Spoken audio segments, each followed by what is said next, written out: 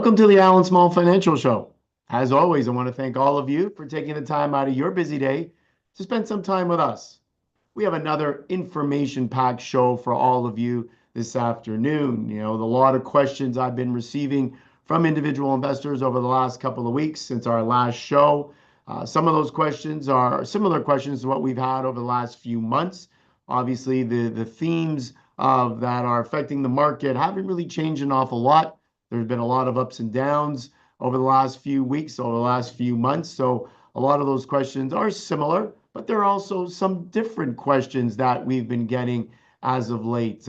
Investors doing a lot of questioning right now, questioning the markets, questioning what's going on with their portfolios, and thought that would be a very good place to start for our show this afternoon. So let's put up right in front of us, there you go, what our show will go through today.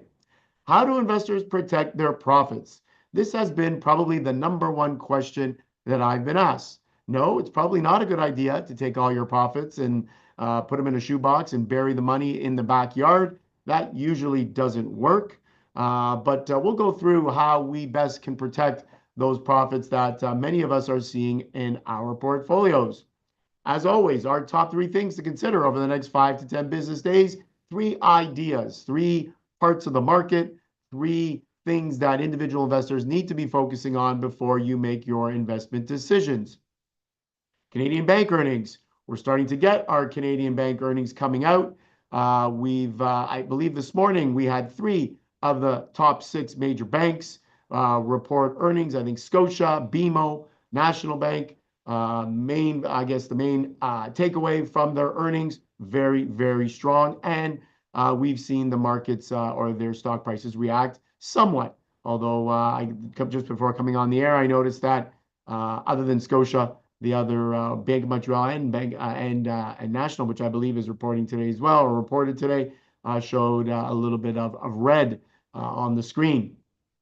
Taking stock of where our indices or where the indices are right now. So, we come into this year, last year, we saw the TSX outperform the U.S. markets. Toronto Stock Exchange outperformed the NASDAQ, outperformed the Dow and the S&P 500. Where are things as we look at today? Where are these indices? How have they been performing? Is the TSX still the number one winner?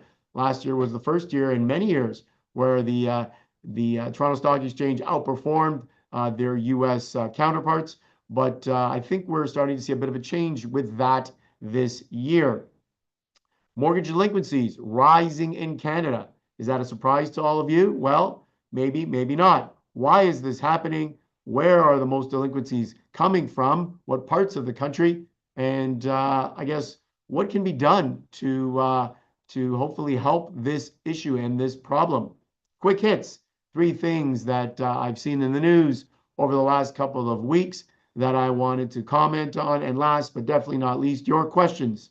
If you have any questions regarding the show, any information, any thing that you see on our show over the next 45 minutes or so, 45 minutes to an hour, please feel free to put those questions in the chat boxes. Our team will come along, pick up those questions, and if I can't answer them at the end of this show, I definitely will answer them at our next show, which is 2 weeks from today. So without further ado, let's move on with our first topic. How do investors protect their profits?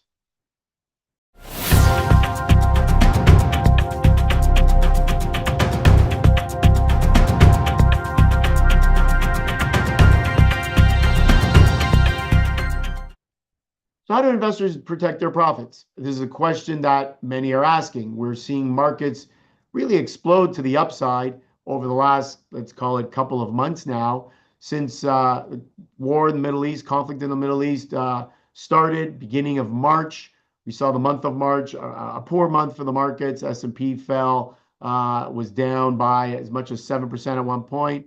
TSX fared a little bit better, or actually a lot better, because of the oil component that it has. And we're going to talk a bit about that shortly. But overall, the markets since then have rallied tremendously on the back of technology, of artificial intelligence. And we've seen a lot of investors' portfolios really move significantly higher. And now people are asking the question, What can we do to protect these profits? Is this sustainable? Can these gains continue? People are nervous, and I always chuckle a little bit and laugh.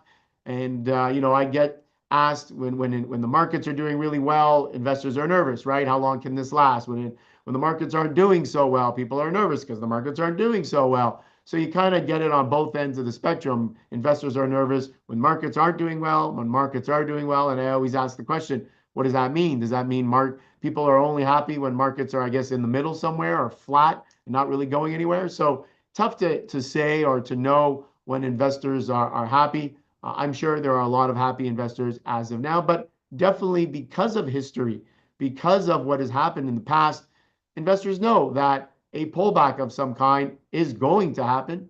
We just don't know when and how big will it be. Our first chart actually is a great indicator, and you can see there's some information there, different bits of information. But to me, the most important thing is the top line, size of decline.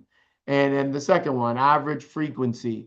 So again, this is the S&P 500, and it's looking over a very large time period, 1954 to 2024. So you're talking, what, 70 years? And on average, a 5% decline in the markets or more. I usually say 5 to 10% because the 10% category is the column over. So 5 to 10% decline happens on average twice per year. And we've talked about this on the show before. Very normal. And considering that we do see the 5 to 10% correction in the market, it's amazing to think that we have so many years that the market still performs extremely well. And even during those times, like last year, for example, when we saw tariffs introduced in the United States, markets still rallied. S&P 500 still made 15% by the end of the year. And we saw a pretty steep decline last spring. We saw a similar decline, not as bad, but a similar one in the spring of this year. So amazing to understand or to see that even with these declines, more than 5%, 5 to 10% decline, you still see positive returns. You can see there, negative 10% or more happens every 18 months or so, every year and a half. You'll get a correction of about 10% on average, 15% or more, about 1 in 3 years. So the big one, as we say, and obviously even bigger, negative 20% or greater, about once every 6 years. So definitely are going to see a major correction at some point. We say every 6 years or so, and that is when you kind of have recessionary type of situation. We've had good markets since 2022, pretty much 23, 4, and 5. So now this is 2026, going on our 4th year of good markets. What does that mean? Well, maybe we do see a 15% or more correction at some point. And that's why individual investors are asking me, what can we do to protect profits? Our next chart here also shows it's the cycle of emotions. The main takeaway for this graph or chart, if you want to call it that, is the point of maximum risk. When is the point of maximum risk? Well, the point of maximum risk is a point at the top of the market. Now, the problem is we just don't know when that top of the market is. We have different, emotional comments along this in this chart. So you have it's still early days. I'll keep my eye on the market all the way up to I've missed some of the gains, but I'm going to buy. Good thing I didn't wait any longer because the market continued to rise, and then boom, point of maximum risk. Just a small setback. I could always invest more, all the way down to I'm out, and then the point of maximum fear. Now, point of maximum fear, coincidentally, is also the point at which those that can stomach the markets and get into the markets from a contrarian standpoint is perhaps the point of maximum opportunity. So where do we fit on this emotional cycle? Well, I think it's for everybody to decide, but some people are nervous that we are at the point of maximum risk right now and that everybody has gotten into the market or is getting into the market, and that could lead to a bit of a setback. So when you talk about, okay, well, let's say we all know at some point markets do pull back. What can we do with these gains? Should we realize the gains? Well, number one, if it's outside of a registered plan, you're going to have to pay some capital gains tax, which for some, if there's a large enough capital gain, it could be a bit of a problem, right? You got to have to come up with money tax time come April that you would have to set aside for those capital gains. But for those capital gains, what can you invest in? So many individual investors over the last few weeks, or last month actually, have been asking me, well, can we buy a bond? Can we buy a GIC? Maybe we just sock away those profits into an interest-bearing investment, and at least we make a few percentage points. At least we make something, but we can kind of crystallize those gains and not give them back if the market should pull back. Well, that is an idea that I hear quite often, but our next chart, our next graph that we have clearly shows that that is probably not the best idea. We have this real return of a GIC. Now, you could substitute the word GIC for bonds. That is investment grade bonds, A-rated or better bonds, because they pay about the same interest right now as a 1-year GIC or even a 2 or 3-year GIC. There's not much movement up the curve there. So you can clearly see here, 1-year GIC returns is in the dark. You can see that it's been coming down all the way to 2024, and then that's on the far right-hand side. You could see that between 2022 and 2024, let's say mid 2023, interest rates were rising. That's when they raised interest rates in Canada 10 times in a very short period of time, which is why the market in 2022 had such a tough time. But you can see where GIC rates coming down, going up, and now coming back down again.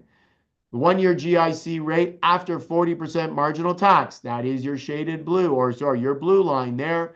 And you also see the gold line, which is 1-year GIC real rate of return after tax and inflation. So you can see the gold line. How often does the gold line go below the 0 point since, let's say, 2000, the year 2000? Well, real rate of return kind of went above it maybe 3 times. So what does that mean? Well, that means the real rate of return. So you get a 2% GIC, you subtract inflation, which right now in Canada is above 2%, but let's say it's 2.5, in that range, 2.5, 3 right now. So now already you have any interest that you've made, you've had to give back, or at least you have to subtract the rising cost of everything around you. So already you're in a negative position, or basically making no money after you subtract inflation. And then on top of everything, you got to pay tax on interest bearing investments outside of a registered plan. For some, they may pay the highest tax bracket, 50% of that, 30% of that, 40% of what you earn. So you could see the real rate of return after taxes, after inflation, has been negative for quite some time. And you can see before they raised interest rates in 2022, look how low, or how negative, I should say, a real rate of return of a GIC, or let's call it investment grade bond, was. So for those that are asking, can we put our money into some sort of bond or GIC? Well, unless you want to just, have a slightly negative return, the answer is no right now, unfortunately. And that's probably one of the most powerful things that is causing this stock market to continue to go higher. The fact that there is no alternative. We've talked about this on many shows. We call it TINA. TINA stands for TINA. There is no alternative to the stock market if you're looking for growth.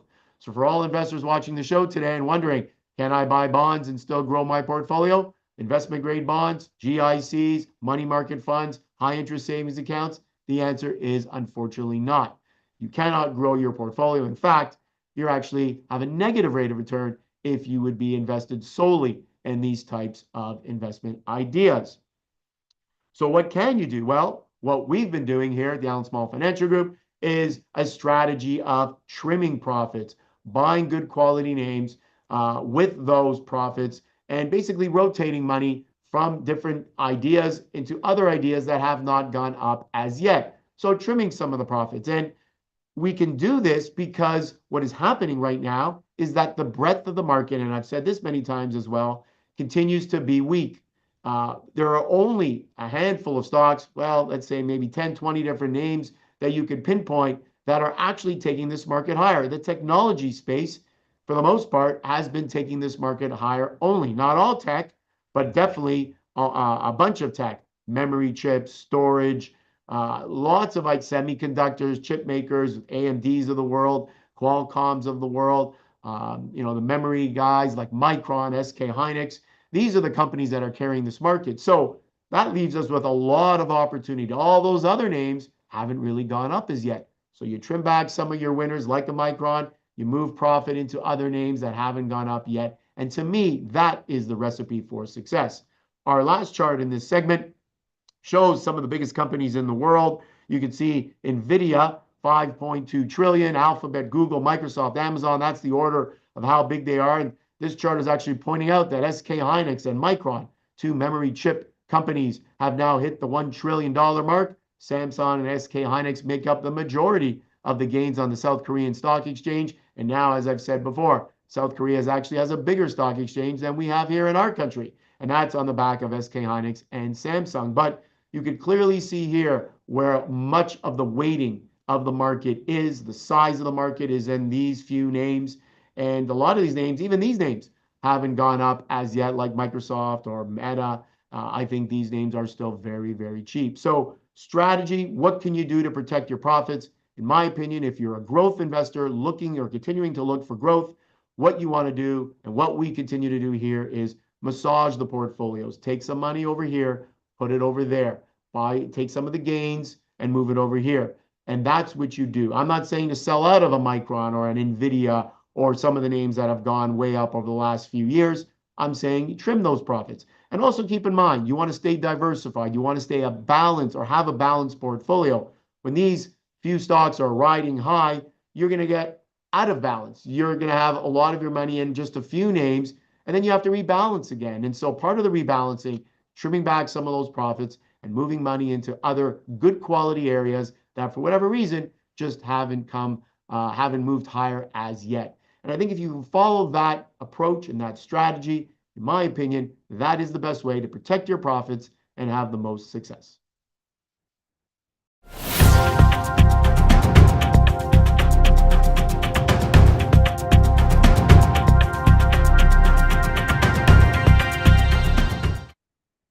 Top 3 things to consider before you make your investment decisions. Very popular part of our show. This is what I want people to consider, or what I want them to think about when they're building out their portfolios. Number 1, Middle East conflict headlines impacting markets. That's an oldie but a good one. It's been around for quite some time now. Number of shows that we've had over the last bunch of months. I guess now the war is almost 3 months old, coming up on 3 months old.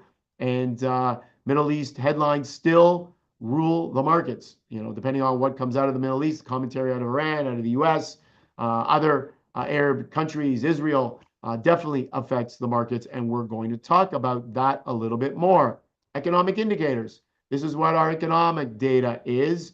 We're going to get jobs numbers in, I guess, a week this Friday. We're going to get inflation readings. We're going to get GDP, second reading out of the United States, GDP out of Canada. And again, very, very important for the markets. Markets are all-time highs. Stick to fundamentals. We just talked about a strategy to protect your gains, but you also want to stick to fundamentals. You want to evaluate companies before you buy them and want to buy good quality names at cheap prices. I'm sure everybody knows that. So let's go to our first point, Middle East conflict headlines impacting markets. And I guess the headlines are really what takes down a market in most cases. I guess it could take the market higher as well if it's a positive headline. But we've seen our fair share of negativity coming out of media and pretty much anywhere and everywhere, social media, etc. Let's put up our first illustration. You can see some of the headlines. Trump says peace deal is near. Market rises.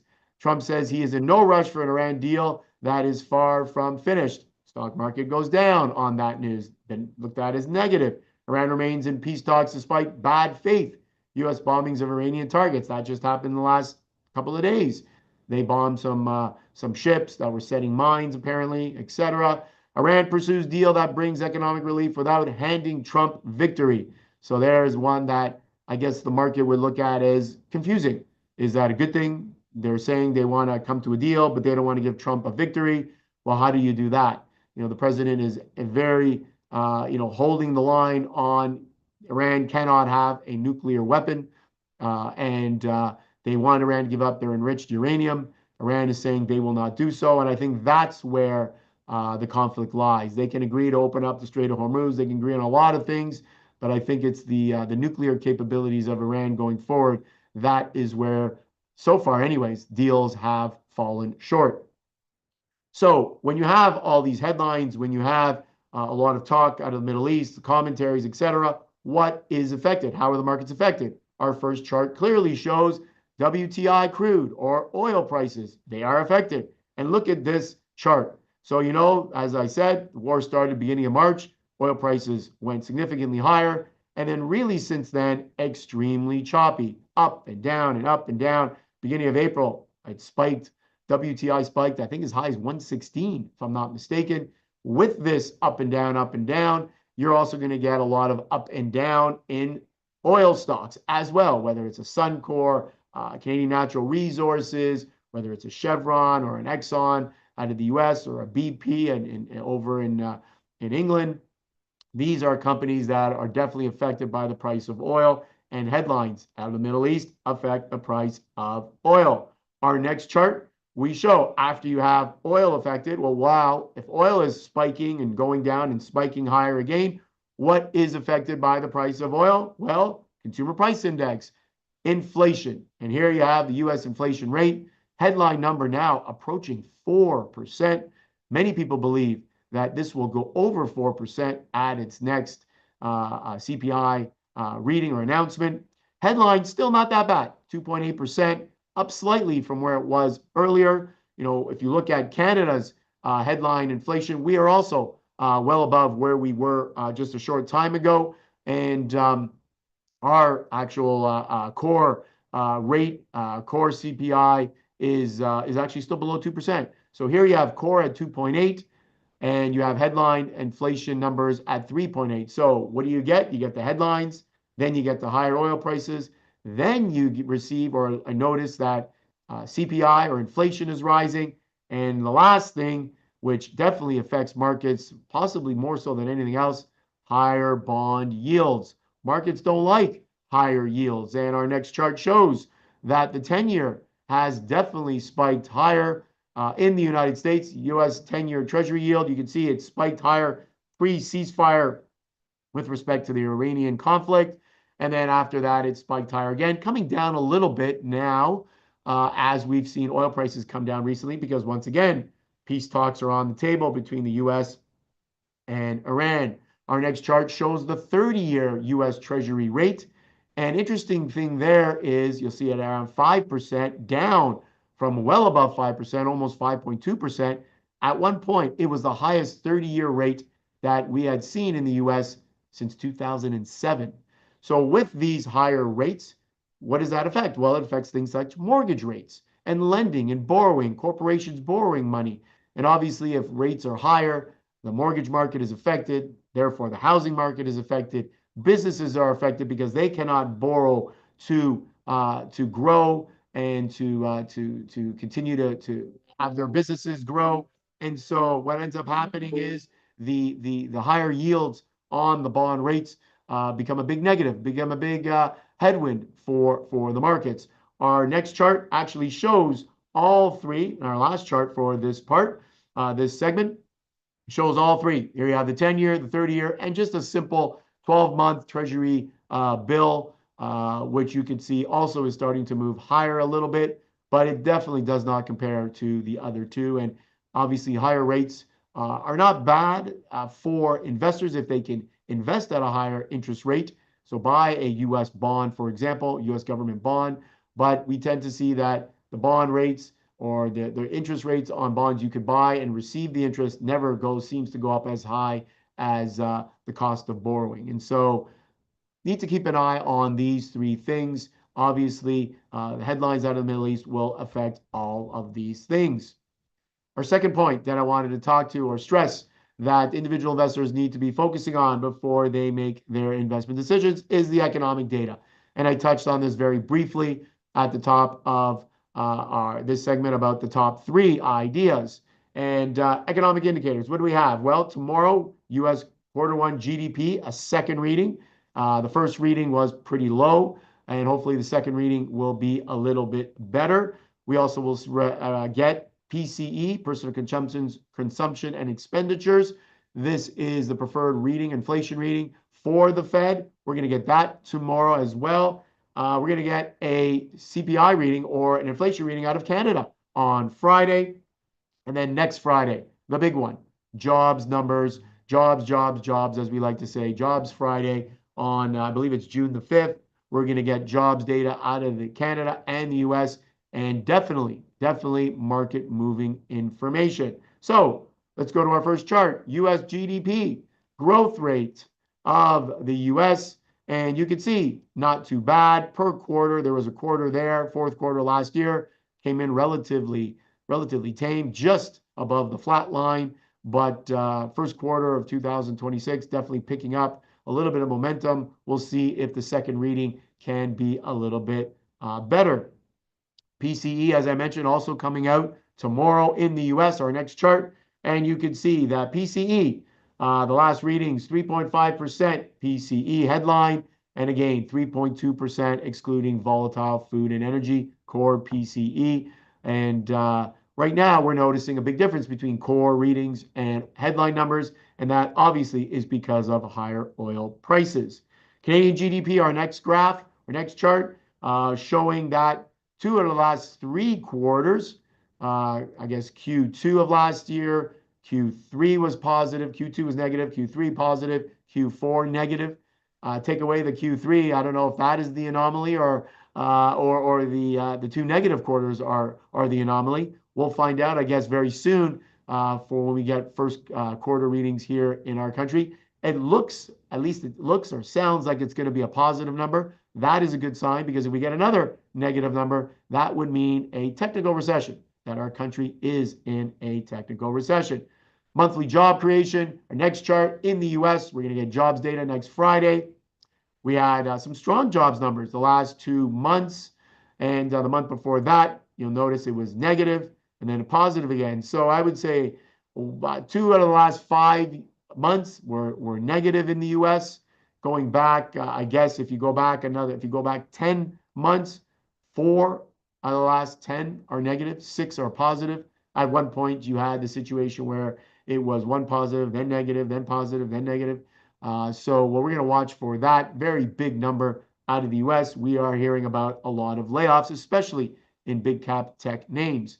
Next chart shows Canadian jobs per month. And we had a big disappointment last month. We had a positive March, but obviously February and January, big negative numbers, big disappointment. So 3 out of the last 4 months here in Canada, we're seeing a loss of jobs. So economic data, very important. How it comes out, we're going to have to see what it looks like. Market's going to react, especially with the jobs data next Friday. So if you're an investor looking at making some investment decisions, keep an eye on the economic data. Our last and third point that I want to stress for today that individual investors should be focusing on is this idea that with market at all-time highs, you really got to stress the fundamentals. Yeah, look at that beautiful chart. It actually looks like the chart of the NASDAQ or the S&P 500 right there.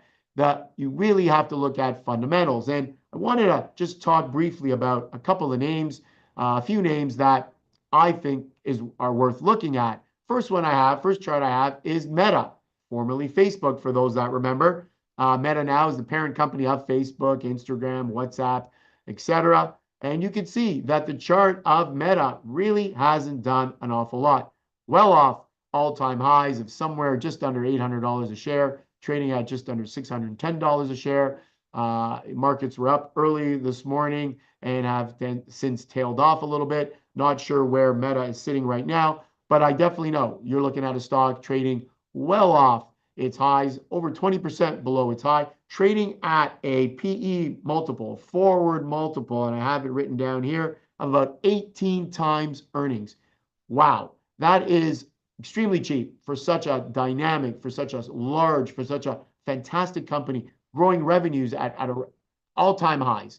And their PE is sitting at 18 times, the lowest of any Mag 7 name, one of the lowest. If you think back to that chart we just showed you of all the trillion-dollar companies, it is one of the lowest for those companies as well. So opportunity, I believe so, for those obviously that can handle the volatility. Microsoft, our next chart. Another idea, if you do your homework, you look at the fundamentals of a Microsoft, should Microsoft be trading at $414 a share approximately? In my opinion, absolutely not. Stock used to trade as high as 555, I believe, well off its all-time high, all because of what? Because maybe software is in jeopardy, AI disruption to software. Well, Microsoft, yes, is a software, but Microsoft software is so entrenched into everyday life, into everyone's computer, that it would be very difficult, in my opinion, to replace Microsoft on the software side. But not only do they have software, they also have social media with their LinkedIn, their cloud, their Azure, their chips. They also play the other side. We talk about AI disruption, Microsoft and their deal with OpenAI and how much they own of OpenAI and how much money they've invested in OpenAI, and now most recently Anthropic as well. So Microsoft, you could say, is kind of on both sides of the ledger. They're in AI, chips, data center, Azure, cloud, and on the other side, software and some of the things that people are nervous that AI will replace. So should Microsoft be trading this cheaply? Well, I think if you look at the fundamentals, I don't believe that it should. Our last, I guess, idea that I wanted to bring home today, and it's an idea that I haven't spoken about in quite some time, Wells Fargo, one of the major US banks. I think a fantastic idea. Look at that chart. Look how much Wells Fargo has sold off from, I guess, the beginning of the year when it was sitting north of $95 a share. Now it's sitting in the mid 70s, a pretty large decline.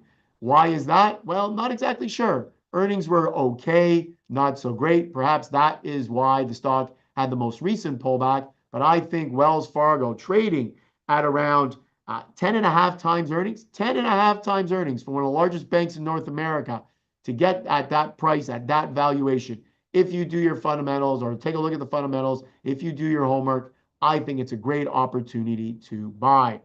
Now let's look at the other side of things. If you do your homework and you look at names such as, well, let's talk AMD, a stock that many of my investors own today. I've actually been trimming AMD, selling portions of it, taking some of the profit to move elsewhere, as we discussed early on our show today. Trimming some of the profits and investing elsewhere makes sense from AMD. Look at this stock chart. Look how much it's gone up.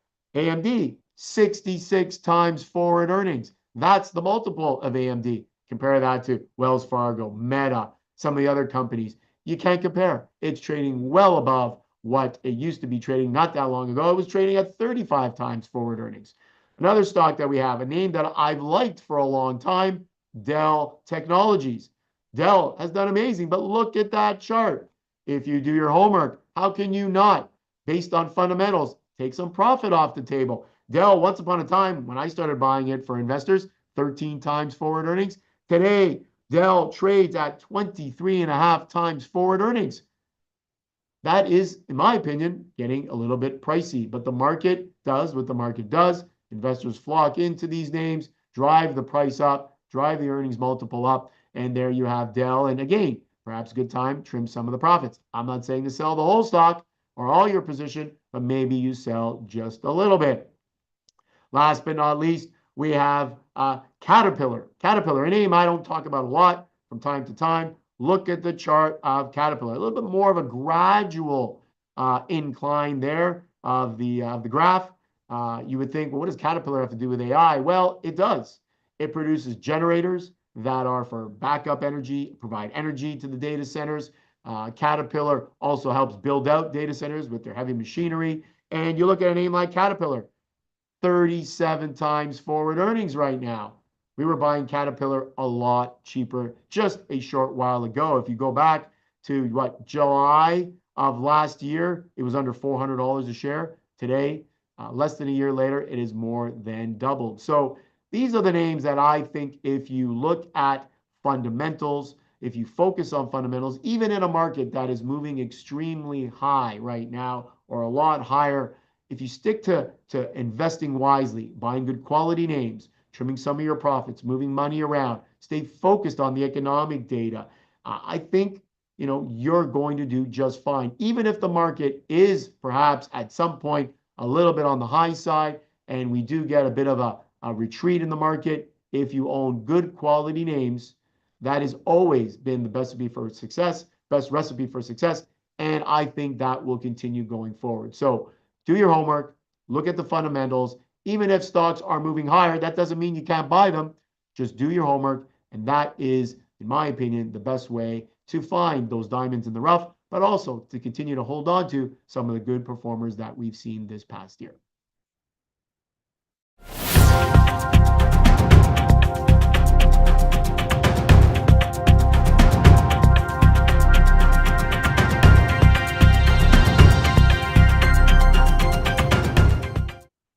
Canadian bank earnings. They started this morning. We got our first glimpse of how our banks are faring. Always concerned when we see an economy slowing here in Canada that loan growth, a big, obviously, driver of profitability for the banks, when that starts to slow, things start to come down, profitability comes down. Loan growth is the most important thing. And as we know, right, banks are the bloodline of any economy, and Canada is no different. Our major banks, we got 5 of them. National Bank is probably the 6th if you want to count that one, but definitely 5 major banks across all provinces. They're reporting now. First 2, Scotia and BMO, reported really strong earnings. BMO's earnings were led by overall growth in capital markets. That tends to be their strength. Scotiabank, really right across the board, a lot of strength. They just coming off a restructuring Scotiabank has, trying to get out of certain countries around the world. They were very big in South America, reducing exposure there, trying to increase exposure to the most dominant, I guess, economy over the last 10 years, which has been the U.S. Scotiabank has not been in the U.S. as much as other major Canadian banks, and they've worked to increase their exposure there. And I think it's helped quite a bit. So 2 out of the banks, 2 out of the big 5 reported today. Good earnings right before we came on air. Really not much growth. Scotiabank was higher. BMO was kind of flatlining. We'll have to see what TD and Royal and CIBC report tomorrow. But what I wanted to stress is how good these bank stocks have done over the past, let's call it year, maybe a little longer than a year, and why, in my opinion, these banks today are hard to own. Well, if you own them, you continue to hold them. But maybe what I should say is hard to buy new today. These stock prices are extremely expensive. Why? Because they've just done so well over the last year, maybe just a year and a few months. Take a look at our first chart, which is an overall view. It's the Hamilton Enhanced Canadian Bank ETF. So this looks at all the banks and how well they've done. Look at that chart. When was the last time we saw Canadian banks perform this well? I don't recall. It's been a pretty impressive run higher for our Canadian banks. But that's, in my opinion, what makes our Canadian banks a little bit, at this point in time, a little bit expensive and difficult to put new money to work in the banks. Bank yields have come down because their prices have gone up. Once upon a time, you could make 4 or 5% on a Canadian bank dividend. Today, those dividends are well below 4%, some of them below 3%. And so is this now a good, are these now a good income and growth investment for investors? Well, it depends on who you talk to.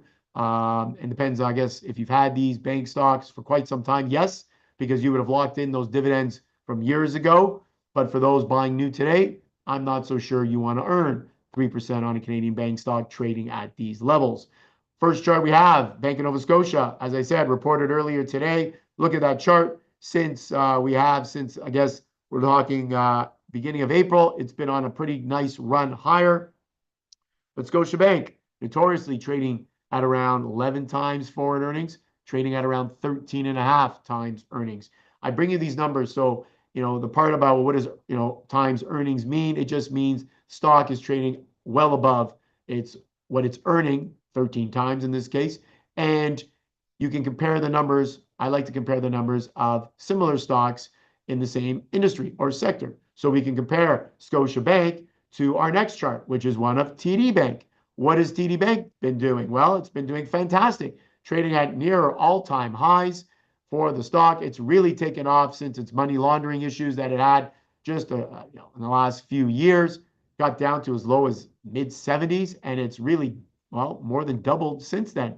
TD Bank stock trading at 16 times forward earnings, more expensive than Scotia, but well above where it used to trade, which is maybe 10 or 11 times earnings. So this bank stock trading very expensive as well. Canadian Imperial Bank of Commerce, CIBC, let's take a look at their chart.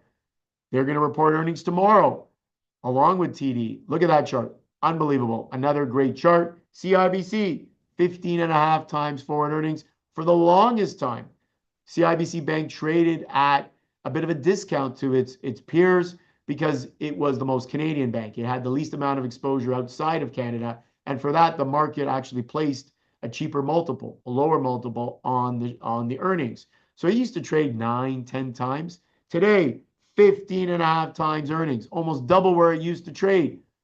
That's a stock. Well, do you want to own it today? New. If you own it, you probably want to hold it. But I've been, as I said off the top of the show, trimming profits in my winners. And CIBC has been a big winner, and I've been trimming those profits. So Canadian bank earnings, very strong. But heading into these earnings, we've seen a lot of gains in the stock prices. Royal Bank, for example, 16 times earnings. BMO, just under 16 times earnings, getting these multiples from this morning. We're going to hear from the banks, the rest of the banks tomorrow. We'll see. It'd be very interesting to see if investors sell the news. They've been buying into these banks pretty steadily for the last 12 to, let's call it 18 months, maybe a little less, maybe 16 months. But now maybe investors will say, well, maybe this is as good as it gets. Maybe these stocks are a little pricey, and we could see a bit of a decline in the names. I've been saying this now for a few months, a few quarters. Hasn't happened yet. Stocks continue to rise, which is great. But, I'm not so sure how much higher these names can go. So Canadian banks, something to watch, something that is very important. And as always, for individual investors living in Canada, Canadian banks are it. They make up the majority of the index, majority of the mutual funds, and the majority of people's portfolios.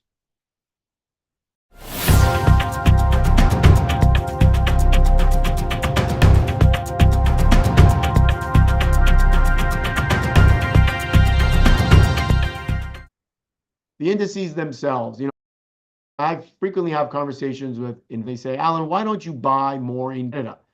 Why don't you buy Canadian? I say, well, I do buy Canadian, but there just isn't a lot for me to get excited about here in Canada. I've been excited about Celestica, a great technology name, Shopify, another great technology name, and at times Canadian bank stocks have worked. Constellation Software, another big cap Canadian name, tech name, software name that I like today as well. And at times, we've moved in and out of the railways, etc. But there just isn't a lot of diversification here in Canada. Three sectors dominate the TSX, which are your banks, your financials, your gold or materials, and your oil. And at times, that has been a negative for the index. Last year, it was a positive because we saw the price of gold spike as much as it did. Early this year, we saw oil spike, and that definitely helps the TSX. So last year, TSX outperformed U.S. markets or U.S. indices. But this year, even though the TSX started off with a good number, outperforming the U.S. Indices over the last couple of months, it has definitely underperformed once again. And of course, why is that? Technology and AI. Our first chart shows S&P TSX Composite Index. This is a year-to-date number. You can see the choppiness, and that is because, yes, oil has been choppy, and a lot of people call us a petro country or a petro currency even, and the price of oil definitely makes a big difference to our TSX. A lot of oil companies. And gold. The gold has been the darling for many investors over the last, let's say, year or two. Gold prices have moved significantly higher, but you're going to see, we have a chart on this a little later, that gold really hasn't done an awful lot as well. So S&P TSX, a little choppy at best. Let's compare this to the S&P 500. Take a look at the S&P 500. Since April, what chart has outperformed, TSX or S&P? Clearly, S&P 500 has outperformed on the back of AI and technology. NASDAQ or Invesco QQQ, the next chart shows that the NASDAQ has outperformed significantly as well. And again, those are your AI stocks. Those are your Mag 7 names. Those are all those tech stocks, semiconductors, all those names that are sitting in the NASDAQ, helping the NASDAQ move significantly higher. Next chart we have, as mentioned, WTI, crude, crude oil. This is WTI is the US crude. There you have the choppiness, and that you could probably put the TSX chart onto or on top of this chart, and they'll probably be very similar in terms of where they're up, where they're down, very dependent on the price of oil. Next chart is Brent crude. This is the European oil, which is Brent crude, and it tends to move with WTI, but not necessarily step for step. But again, showing overall choppiness. And now we get to our gold chart. For all you gold bugs out there that have said, why don't we own gold or should I own gold? Our next chart talks about gold COMEX, and we can pull that up. There it is. Look at the price of gold since March. Where has gold gone? Well, I can tell you where it's gone. It's gone right down. One point we hit almost 54-ish hundred an ounce in that range. Today, gold is sitting about $1,000 off its all-time high. If you own gold for the last couple of years, you're still at a profit, no doubt. But where is gold going to go when there's a war and conflict in the Middle East? What do people do? They buy the US dollar when they're nervous, and they cause the US, or they push the US dollar, value the US dollar higher versus all major currencies. And gold does not like that because gold is priced in US dollars, and therefore gold is negatively affected by a stronger US dollar. Our last chart is one on semiconductors, ETF, and this is pretty much what is driving the S&P 500 and NASDAQ. Wanted to show you the effects of semiconductors. There you have it. Its chart almost looks identical to the S&P 500, almost identical to the NASDAQ, and it is your chip makers. What is a semiconductor? Your chips, your AMDs, your NVIDIAs, your Microns, your all the names, your Western Digitals, your SanDisk up 1,500% in the last year. Western Digital up, I think, like 800% in the last year. All these chip makers, memory, storage, anything to do with the industry. And then you look at, you put on top of the chip equipment makers, these semiconductor ETFs, fantastic way to get a glimpse as the whole sector. And you can see this is what's been really pushing the market higher, pushing the S&P 500 higher. So when you look at the indices and you wonder, should I be buying more Canadian, more US? You really need to look at the makeup of these indices, and then you can make a decision as to why or how you should be buying either Canadian or more US. And over the last 10 years, definitely the US has outperformed more years than Canada has outperformed. Last year, TSX, one of the few years that it outperformed. But I think you need some sort of commodity up cycle, or a higher oil price, or a higher gold price, or higher metals in general, whether it's copper or aluminum, something to drive TSX a lot higher. When we had a surge in China, when China was emerging as a superpower a few years back now, when they were growing at like 8-10% a year, that drove the TSX higher as well, because they were sucking up a lot of the things that we take out of the ground here in Canada. So overall, I want to say that the indices are all moving higher, but over the last couple of months, it's been the US indices that have definitely taken over as lead.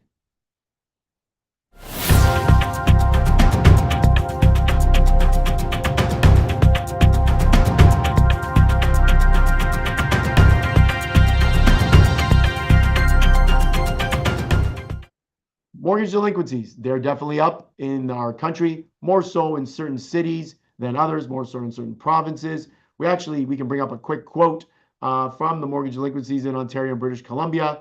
And here you have it. Because when people are impacted by general unaffordability or by any kind of unemployment or underemployment, they could always reach into their house from about 2009 straight through to 2023.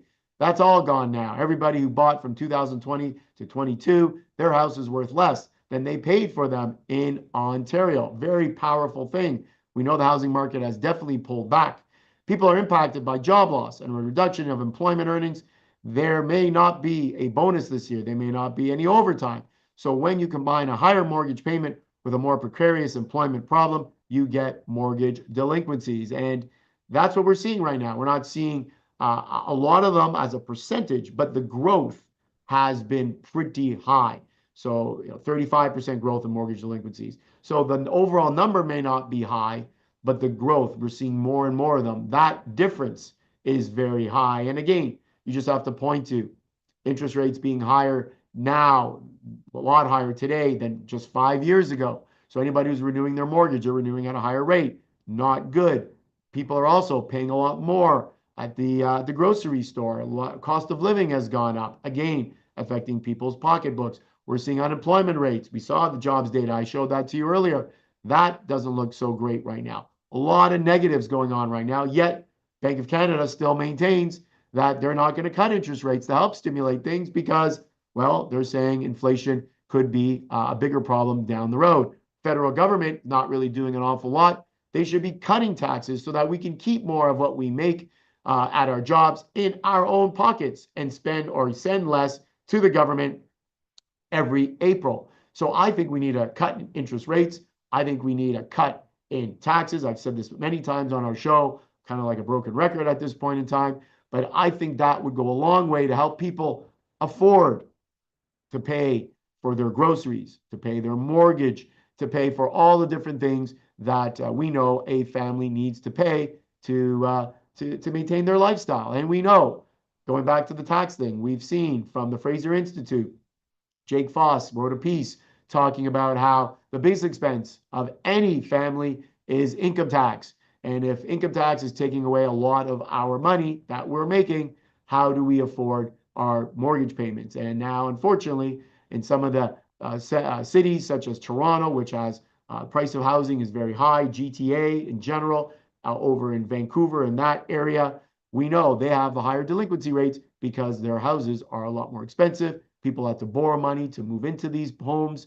When money was cheap and easy to come by, we didn't have to worry, or people didn't have to worry. Now rates are higher 5 years later, and now the worries are there. And the worries are there for the banks as well, because the banks are noticing and they're setting aside more money for bad debt. So mortgage delinquencies definitely on the rise. The hope is that we will start to see perhaps a reversal in the jobs data, more jobs growth versus jobs loss. Maybe, just maybe, we'll see a cut in interest rates at some point. And I'm not so sure about the tax reduction thing, but it'd be nice if we did have a nice tax reduction right across the board. So we'll keep an eye on mortgage delinquencies. We'll keep an eye on allowance for bad debts at the bank and what they're saying to give us a better indication of how our economy is faring.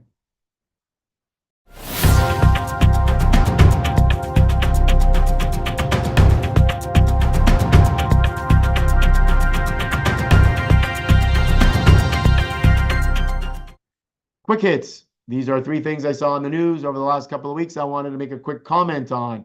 AI is a lousy fund manager. That came out from the investment executive. And that just means that those that think, well, AI can replace your investment advisor, I guess think again. It just doesn't work.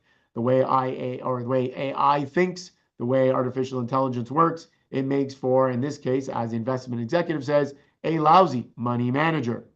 Warsh is sworn in as the Fed chair after Trump's bid for greater control over the independent bank, Associated Press. So Kevin Warsh, new head of the Fed, replacing Jerome Powell. Jerome Powell is still staying on with the Fed, but he's no longer the head of the Federal Reserve. What happens when the war really ends? We've talked about, or we've heard, the war is coming to an end. The war is coming to an end. The U.S. is always saying that. But what happens actually when the war ends? Wanted to talk a bit about that today as well. So let's move to our first idea. AI is a lousy fund manager. We have a great picture. That is not me, by the way, but an advisor there. And the reason that this survey or the investment executive found that AI cannot replace or does not replace effectively some sort of money manager, financial investor, financial advisor, I should say, is because of the way AI works, right? You have all this data that is stored, that is pulled from the internet. So anytime anybody talks about a particular stock, that it's a good idea, that is stored. And when you ask what good investment ideas are out there, you ask ChatGPT or you ask Claude from Anthropic or Gemini, it's going to pull the stocks that are being most talked about. More than likely, the stocks that are the highest value, the highest price, that have done the best. But as we know, every stock has its day. Would you want to buy a stock that is trading at an outrageously high multiple at this point in time? Or would you rather buy a stock that's not being talked about, that is trading under the radar, that is trading cheaply, but yet good quality? So As a money manager, AI just doesn't work. It will tell you the hot stock, the stocks that are being talked about most, the investment products that are being spoken about the most, but it won't give you necessarily the best value. And that's why investment advisors, I guess like myself, we still continue to talk to investors. We use artificial intelligence to help us with research and to look at fundamentals, but definitely does not replace the job of a fund manager.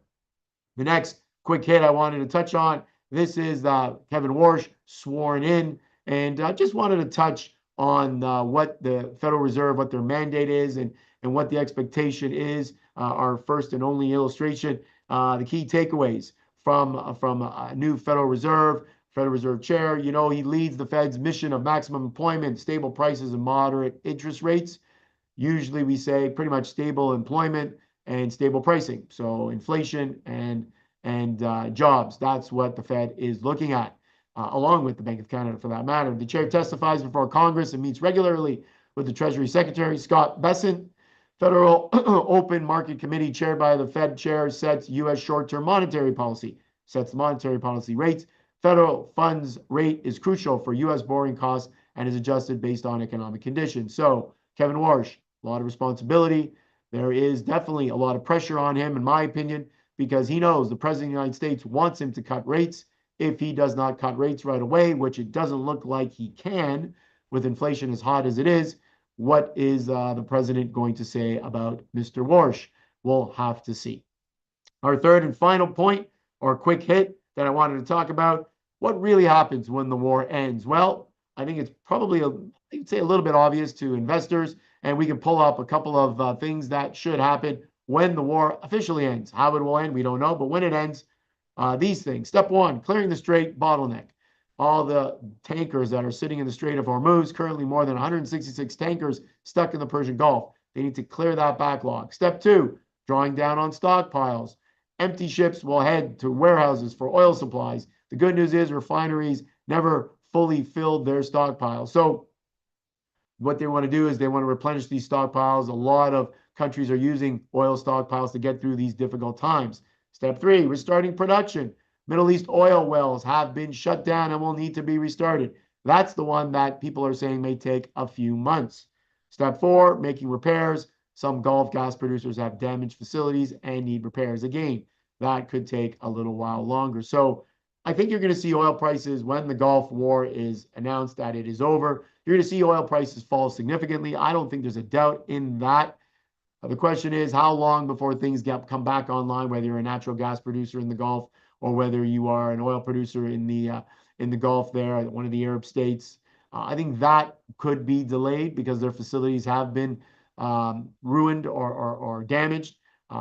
Whether it takes weeks, months, or a year, hard to say. But I think the market, in anticipation of these things coming back online, will bring down the price of oil when the war is finally over.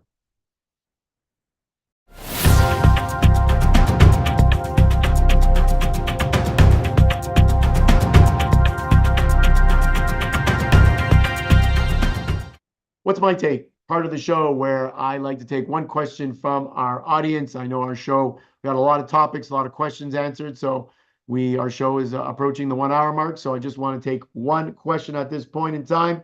Here's one, a very simple one. How important is diversification for investors? Well, quick answer, very important.